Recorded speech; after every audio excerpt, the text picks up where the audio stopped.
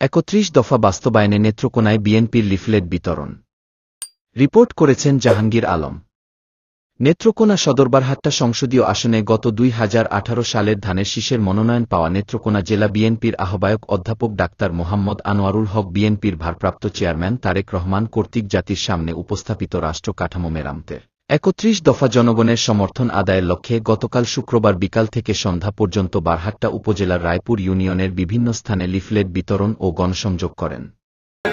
এবং আপনারা আগামী দিনে বিএনপির পক্ষে ভোট দিবেন এবং আমি ডাক্তার আনোয়ার জেলা বিএনপির আহ্বায়ক, আমরা জেলা বিএনপির পক্ষ থেকে আসছি। বারহাট্টা উপজেলার উড়াদিঘি বাজার থেকে লিফলেট বিতরণ শুরু করে ফকিরের বাজারে গিয়ে পথসভা করেন।